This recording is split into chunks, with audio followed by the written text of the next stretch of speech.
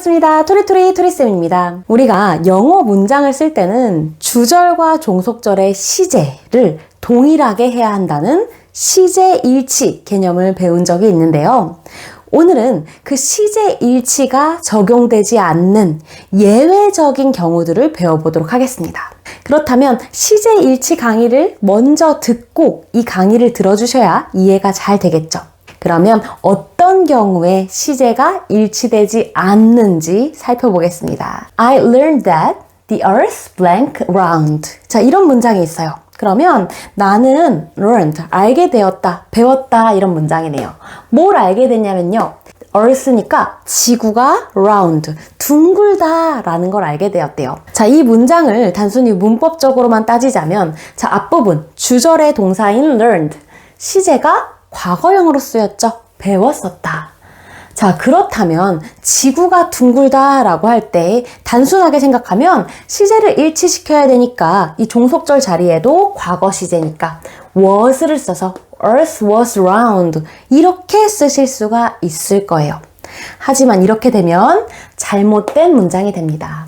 자, 이렇게 단순히 시제만 맞추려고 하시면 안 되고요. 이 문장의 해석도 주목하셔야 됩니다. 자, 지구가 둥글다는 건요, 여러분, 과거에만 있었던 사실인가요? 아니면 지금도 적용이 되는 사실인가요? 지구가 둥글다. 근데 이거는 변함이 없는 지금도 적용되는 사실이죠. 우리는 이렇게 과거나 현재에도 변함이 없는 일반적인 사실에다가는 과거형을 쓰지 않고 현재형을 씁니다. 그래서 Earth is round. 주절은 비록 과거 시제였지만 종속절은 현재 시제로 이렇게 나타낼 수가 있다는 거예요. 자, 변하지 않는 일반적인 사실에는 주절의 시제와 상관없이 현재형을 쓰는군. 이렇게 아시면 되고요. 두 번째 문장도 한번 볼게요. I said, 나는 말을 했대요. 뭐라고 말했냐면요. That she blank a doctor. 자, 그녀가 의사라고 내가 이야기를 했다고 합니다. 자, 역시 단순히 주절의 시제만 따지자면 과거형이에요. 그러면 과거형이었으니까 she was 일치시켜서 과거형 was만 써야 되는가? 라고 묻는다면 아닙니다. 자, 물론 과거형으로 쓰셔도 돼요. 내가 과거에 말을 했는데 그녀가 과거의 의사였던 거예요. 이렇게 말할 수도 있습니다. 하지만 내가 과거에 이야기를 하긴 했지만 그녀가 지금도 의사일 수가 있죠. 그렇다면 이 문장은요, 현재형인 is를 써서 종속절을 나타내도 됩니다. I said that she is a doctor. 이렇게요. 그렇다면 과거형 동사가 주절에 나타났다고 해서 무조건 과거형으로 통일시켜야 되는 건 아닌 거죠. 이런 경우에는 의미상 과거여도 써도 되고 현재도 써도 되는 겁니다. 자, 세 번째 예시도 보겠습니다. I learned. 자, 이번에도 배웠대요. 무엇을요? The word blank in 1953. 1953년에 전쟁이 끝났다는 걸 배웠다. 전쟁이 끝났다는 사실을 알게 됐다. 이런 문장을 완성해 볼게요. 자, 그렇다면 문법적으로만 접근을 해보면 learned 과거형이에요. 그쵸? 그러면 우리 시제일치 강의에서 말씀을 드렸듯이 과거 시제가 왔을 때는 과거를 기준으로 더 예전이면 대과거형인 had pp를 쓸 수가 있어요. 그렇다면 내가 알게 됐던, 배웠던 그 시점보다 전쟁은 더 예전에 끝난 거니까 대과거로 쓰일 수도 있어야 되는 거예요. 한번 써보겠습니다. The war had ended. 자, 이론상으로는 이게 돼야 됩니다. 과거보다 더 옛날이니까요. 자, 하지만요, 여러분. 전쟁이 언제 끝났다. 자, 이거는 어떤 특정 시점에 일어났던 변하지 않는 역사적인 사실이죠. 자, 이렇게 역사적인 사실을 나타낼 때는요, 여러분, 이렇게 대과거를 사용하지 않습니다. 단순히 그냥 과거형으로 나타내시면 돼요. 대과거를 쓰지 않고 그냥 과거형 ended 이렇게 표시를 한다는 거죠. 그러면 I learned that the war ended in 1953 이렇게 꼭 내가 더 옛날이라고 해서 표시를 할 필요도 없어요. 역사적인 사실은 어차피 과거에, 지나간 과거에 일어난 것이기 때문에 단순한 과거형으로만 기재를 해주실 수 있습니다. 대과거를 사용하지 않아요. 자, 이렇게 시제의 일치가 되지 않는 사례 네 번째 문장 한번 더 볼게요. I wish, 나는 바란다. 자, 뭘 바라냐면요. You blank here. 당신이 여기에 있기를 바란다. 이렇게 해볼게요. 어떤 사람이 함께 있었으면 좋겠는데 같이 있지 못하는 거예요. 그래서 참 여기 있었으면 좋았을 텐데 이렇게 좀 아쉬움을 담은 그런 문장이 되는 겁니다. 그러면 문법상으로는 앞에 주절의 동사가 wish라는 현재형이죠. 그렇다면 우리는 이론상으로는 종속절에 있는 동사도 you are here 이렇게 현재형으로 써야 되겠다라고 생각할 수 있어요. 그런데 여기서는 현재형 are를 쓰면 틀립니다. 분명히 의미상으로는 당신이 지금 여기 있었으면 좋겠어요. 당신이 지금 여기 있기를 바라요. 이렇게 되지만 문법적으로는 현재형을 쓰면 안 돼요. 그러면 뭘 써야 되느냐? 자, 이 자리에는요, 여러분, 과거형을 써주셔야 됩니다. were. I wish you were here. 이렇게요.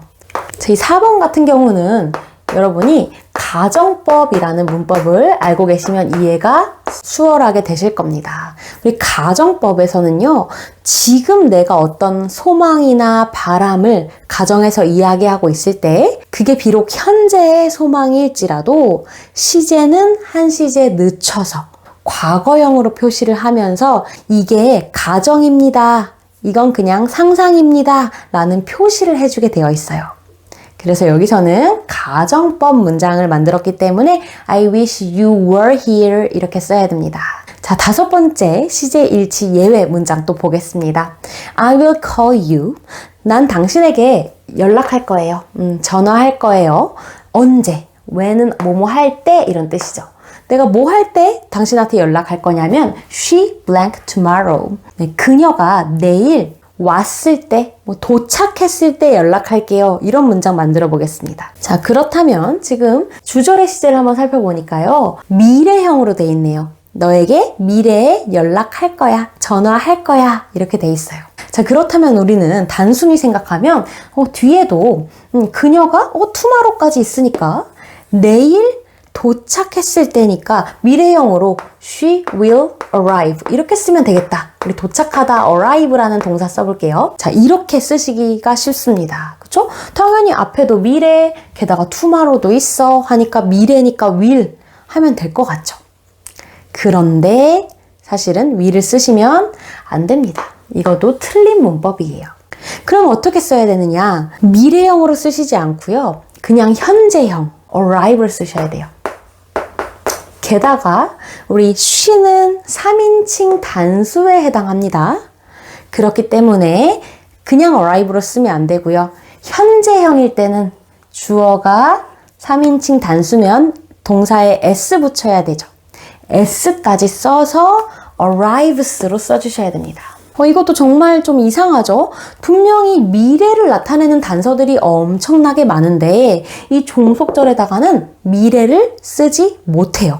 자, 이거는 좀 헷갈리고 중요한 문법에 해당하는데요.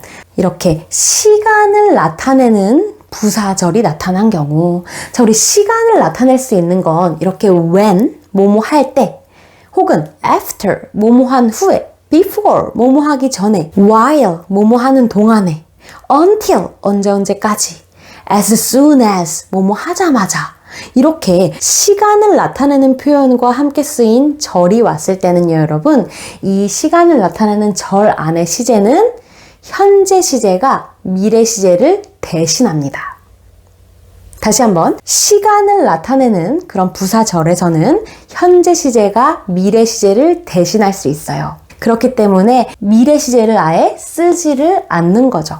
시간을 언제라고 말했다는 건 너가 내일 도착했을 때 전화하겠다는 거구나. 미래라는 걸 이미 알 수가 있기 때문에 이렇게 시간을 나타낼 때는 미래 시제를 쓰지 않는다. 자, 이 5번 같은 개념은 우리 학교 시험에서도 물어볼 만큼 이제 우리가 헷갈리기 쉬운 개념이에요. 알고 있지 않으면 굉장히 당황할 수 있는 그런 개념입니다. 그래서 한번 정리 꼭 해두시고요. 6번에서도 아마 당황하실 수 있어요. 6번 역시도 5번과 세트로 잘 묶이는 그런 중요하고 집중해야 할 개념입니다. 한번 볼게요. If it blank tomorrow. 자, 역시 내일이라는 그런 단어 tomorrow가 명백하게 등장을 하죠. 그리고 만일에 내일 뭐뭐 한다면 the trip will be cancelled. 여행이 취소될 거다라고 되어 있어요. 뒷부분에도 지금 will be 라고 하면서 우리 주절에 미래형이 나와 있습니다. 그러면 5번과 상황이 똑같죠? 주절, 종속절의 순서는 바뀌어 있지만 5번에서 주절에 미래형 will 써져 있고 종속절에 tomorrow라는 미래를 나타내는 단서가 나왔고요. 6번에는 종속절에 tomorrow라는 단서 있고 주절이 미래형으로 쓰였습니다. 자, 그러면요. 만일에 내일 비가 온다면 여행은 취소될 겁니다. 이런 문장 만들어 볼게요. 그렇다면 우리는 이론적으로는 지금 상황상, 정황상 미래에 대한 이야기예요. 그러니까 나도 미래형으로 쓰면 되겠다 하고 if it will rain 이렇게 쓰기가 십상이죠. 그죠? 미래형 will을 써서요. 하지만 여기서 will rain을 쓰면 틀립니다. 그럼 여기서 어떻게 써야 되느냐? 5번이랑 똑같아요. 현재형 동사를 써주셔야 됩니다. 그러면 will rain이 아니라 rain 이렇게 쓰되 주어가 지금 3인칭 단수인 it이 왔죠.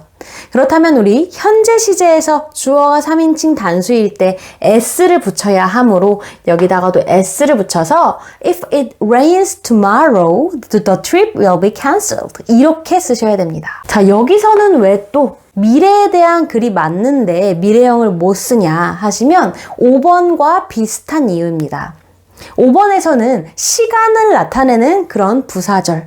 예를 들어서 when, after, before, until, as soon as 이런 것들이 포함된 절에서 현재 시제가 미래 시제를 대신했었죠.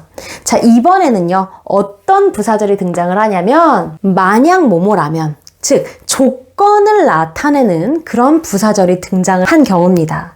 조건을 나타내는 부사절은 if에 의해서 만들어질 수도 있고 아니면 unless 만약 뭐뭐 하지 않는다면 이런 뜻을 가진 단어로도 만들어질 수 있습니다. 자, 그런 절 안에서는 현재 시제가 미래 시제를 대신할 수 있어요. 그래서 해석상으로는 내일 비가 온다면 이지만 쓰실 때는 will을 쓰시면 안 되고 단순히 현재 시제로 쓰셔야 됩니다. 그래서 우리 5번과 6번 같은 경우는 이제 한국어 문법과 1대1로 매칭이 잘 안 되는 그런 문법들이에요. 그래서 헷갈릴 수밖에 없는 겁니다. 그래서 이거는 꼭 여러분이 정말 예외적인 경우구나 하면서 기억을 해두셔야 돼요. 7번 문장 가보겠습니다. I advised. 나는 조언을 해줬다 라고 하네요. 자, 뭐라고 조언을 해줬냐면 she blank a doctor 이렇게 조언을 해줬대요. 자, 우리 일단 시제로만 본다면 주절의 advised가 과거형으로 나오고 있죠. 그러면 뒤에도 시제 일치를 단순히 시킨다면 과거형으로 쓰여야 돼요. 그러면 그녀가 의사를 봐야 된다고 조언했다. 자, 우리 의사를 본다는 건 진료를 받으란 얘기예요. 진료를 받다는 영어로 see a doctor 이거든요. 근데 여기는 과거형이니까 saw a doctor 이렇게 쓸 수도 있겠죠. 단순히 시제를 일치시키려면요. 하지만 이렇게 쓰시면 안 됩니다. 자, 이번에는 왜 안 되냐? 자, 우리 이렇게 advice 같은 단어 있죠. 충고해주고 조언해주는 단어. 혹은 command, 혹은 order, request처럼 뭔가 주장하고 명령하는 이런 단어들. 그런 단어들이 왔을 때는요. 뒤에 어떤 형태를 써주셔야 되냐면 should가 들어간 형태를 써주셔야 돼요. 그래서 should see. 우리 조동사 should 뒤에는 언제나 동사의 원형이 와야 되니까 이렇게 should see a doctor 이런 형태 써주셔야 됩니다. 이 advice라는 단어 자체가 충고하다, 조언하다, 뭔가 상대에게 뭔가 좀 강하게 이렇게 밀어붙이는 느낌이 있기 때문에 should가 들어가야 되는 거예요. 단 should는 생략하셔도 상관은 없습니다. 그렇다면 그냥 I advise that she see a doctor 이렇게 쓸 수도 있겠죠. 그러면 should see를 쓰든 see를 쓰든 상관이 없어요. 하지만 뭐는 안 된다? 그냥 과거형으로 쓰는 건 안 된다는 거죠. 우리 7번 같은 경우는 제 강의 중에서 should 생략에 대한 강의가 있는데 그걸 보고 오시면 이해가 한 번에 되실 거예요. 이렇게 명령, 주장, 요구, 제안 이렇게 상대방에게 무언가를 좀 이렇게 힘을 가하는 듯한 이런 단어들이 들어가면 뒤에는 should가 생략이 될 수가 있습니다. 그래서 뒤에는 생뚱맞게 동사의 원형이 오는 거죠. 여기에서 주어가 3인칭 단수니까 여기다가 s를 붙여야지 이런 생각을 하셔도 안 되는 거예요. 왜 안 되냐? should를 생략할 수 있는 건 맞지만 생략했다 그래서 아예 없는 셈 쳐버리시면 안 됩니다. 눈에 보이지만 않는 거지 이 조동사 should가 갖는 그 역할, 그 힘은 그대로예요. 그렇기 때문에 조동사 뒤에 동사의 원형, 원래 모양을 쓰는 건 변치 않습니다. 변형하시면 안 돼요. 8번도 7번과 맥락을 같이 합니다. It's necessary. 자, 뭔가가 필수적이다 라고 합니다. 자, 뭐가 필수적이냐면 He blank a balanced diet. 자, balanced diet 하면 균형 잡힌 식단이란 뜻이에요. 그러면 그가 균형 잡힌 식단으로 먹는 것이 중요하다, 필요하다 이런 문장 써볼게요. 주절의 동사가 it is. 지금 is가 줄어든 형태죠. 그러면 현재형으로 쓰여 있네요. 그죠? it is니까. 자, 이 부분을 채우실 때 힌트는요. 7번입니다. 제가 7번 이야기할 때 이렇게 주장, 명령, 제안 이런 뉘앙스를 풍기는 단어가 들어갔을 때는 should가 생략됐다 그랬죠. 이번에도 마찬가지입니다. necessary라는 형용사도요. 무언가가 필요합니다. 해야만 해요. 이렇게 자신의 의견을 강하게 담은 표현이에요. 그렇기 때문에 여러분 뒤에는 어떻게 쓰셔야 되냐면 should를 포함해서 쓰셔야 되는 겁니다. 주어가 3인칭 단수인 he라 그래서 s를 붙인 has 이런 걸 생각하시면 안 되는 거고요. should가 들어간 거 should have 조동사 should 뒤에 동사 원형 이거를 생각하셔야 되는 겁니다. 이렇게 쓰셔야 맞고 혹은 should를 생략한 버전을 쓰셔도 맞아요. should have 이렇게요. should를 생략할 수는 있지만 이 should가 아예 없다고 생각을 해서 has로 써버리는 일은 있으면 안 된다는 거죠. 자, 우리 오늘 배운 개념들 단순히 예외적인 거 몇 개 보겠거니 했는데 5, 6, 7, 8번에서 난이도가 급상승하죠. 좀 심화된 내용이긴 하지만 이 개념들을 모르고 계시면 여러분이 문장을 보셨을 때 이런 게 포함되어 있으면 이거 문법적으로 틀렸는데? 이거 글쓴이가 잘못 썼는데? 라고 이렇게 착각을 해버리실 수가 있어요. 그래서 여러분이 5, 6, 7, 8번 다소 헷갈리지만 꼭 알고 계셔야 되는 개념입니다. 특히 5번, 6번은 학교 내신 시험에도 잘 나오니 꼭 기억을 해두세요. 오늘도 고생 많으셨습니다. 감사합니다.